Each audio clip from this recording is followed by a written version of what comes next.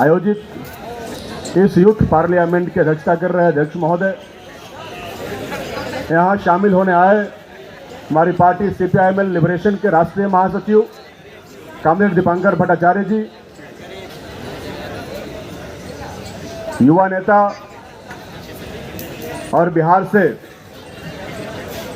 विधायक साथी संदीप सौरभ जी, RYA के राष्ट्रीय अध्यक्ष आफ्ताब आलम जी, राष्ट्रीय महासचिव कॉमरेड नीरज जी और इनकलाबी नौजवान सभा के सभी राष्ट्रीय और तमाम राज्यों के नेतागण, मीडिया और पत्रकार बंधुओं और इस कार्यक्रम में शामिल होने आए देश भर के नौजवानों के आंदोलनों का नेतृत्व कर रहे युवा क्रांतिकारी साथियों, मैं अपनी बात शुरू करूं इसके पहले आप सभी लोगों को क्रांतिकारी लाल सलाम पेश करता हूं। साथियों, चूंकि जो मौजूदा देश का संसद है वह नौजवानों के विषय पर बात नहीं करना चाहता, वहां सत्ता पक्ष जबरदस्ती देश के ऊपर अपने मुद्दों को, अपने एजेंडा को थोप देना चाहती हैं। देश भर में वो नफरत, उन्माद और उत्पात की राजनीति को स्थापित कर देना चाहती हैं और आने वाले 24 के चुनाव से वो रोजगार जैसे महत्वपूर्ण मुद्दे को खत्म कर देना चाहती हैं। इसलिए इसी के खिलाफ आज हम सब लोग इसी संसद के सामने नौजवानों का एक नया संसद हमने लगाने का काम किया है, क्योंकि हम जानते हैं कि जब किसी भी देश की सत्ता और संसद जब हमारे जरूरी विषयों पर, सवालों पर बात नहीं करे तो देश की जनता को, खासकर नौजवानों को सड़क पर खड़ा होने की जरूरत पड़ती है और तेज आवाज में अपने नारे को बुलंद करते हुए कान में ठप्पा डाली हुई इस सरकार को के कान को खोलने की आवश्यकता पड़ जाती है। इसलिए साथियों, हम सब ठेपा बंद करने वाली मोदी सरकार के कान के जबड़े के सामने नौजवानों के पार्लियामेंट से धमाका करके उनके ठेपा को खोल देने के लिए दिल्ली में उपस्थित हुए हैं। और ये जो गुरूर में बैठे हैं, ये जो चुप्पी साध लिए हैं, ये नीरो बने हुए हैं। देश जल रहा है, मणिपुर को उसके हाल पर छोड़ दिया गया, किसी ने कोई बयानबाजी नहीं की। अभी हम लोग यहां शामिल होने के लिए आ रहे थे तो कई सारे पत्रकार बंधुओं ने मणिपुर को लेकर हम लोगों से सवाल पूछा और कहा कि गृह मंत्री तो 2 बार गए थे। तो हमने उनसे कहा कि अरे भाई, गृह मंत्री को आप लोग पहले से नहीं जानते हैं। गृह मंत्री का जो चरित्र है इस देश में, वो कभी भी आग बुझाने का नहीं रहा है। ये आदमी जहां भी जाता है वहां आग भड़काने का काम करता है।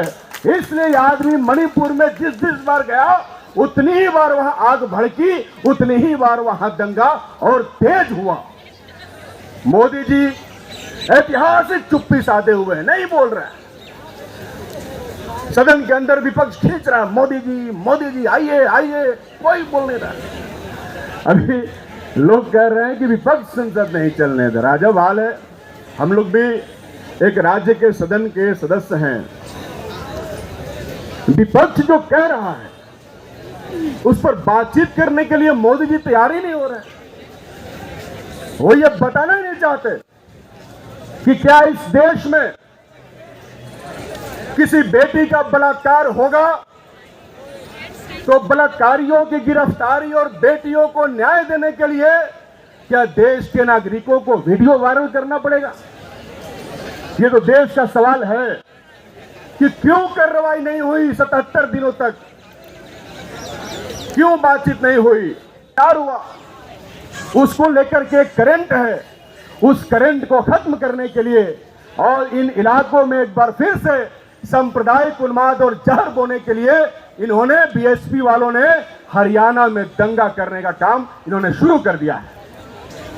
और इसी तरीके से ये चाहते हैं कि देश भर में दंगे की खेती हो। ये चाहते हैं कि देश भर के नौजवानों को दंगा करने के रोजगार में फंसा दिया जाए, ताकि देश का कोई भी नौजवान इनसे नौकरी का सवाल नहीं कर सके। साथियों, हम लोग इनकलाबी लोग हैं। देश भर में हमने इनके खिलाफ जनता के सवालों पर हमने मुहिम छेड़ रखा है।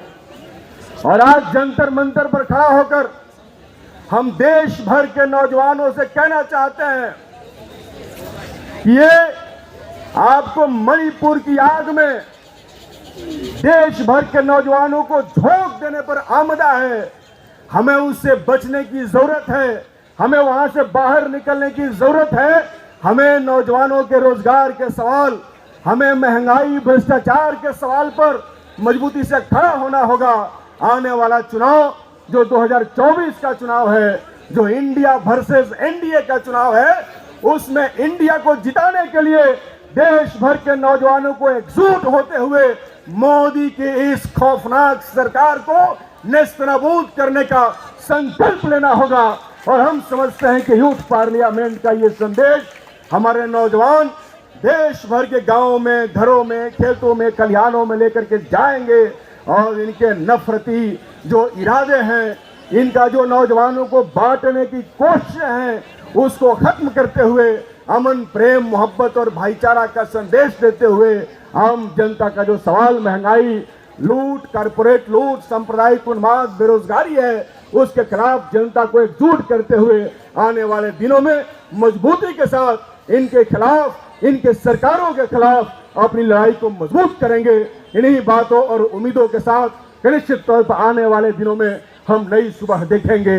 निश्चित तौर पर 24 में इस देश में कोई नया सूरज उगेगा, जो एक तरीके से पूरे देश में तमाम लोगों को, हिंदुओं को, मुसलमानों को, सिखों को, ईसाइयों को, जैनों को, बौद्धों को, तमाम संप्रदायों, धर्मों को एक समान सबको ऊर्जा देगा। निश्चित तौर पर हम उम्मीद करेंगे कि 24 में वो सूरज हम देखेंगे। इसी उम्मीद और भरोसे के साथ कि हम सब मिलेंगे, हम सब लड़ेंगे। दोस्तों, लड़ेगा इंडिया और जीतेगा इंडिया। बहुत बहुत धन्यवाद। इनकलाब जिंदाबाद।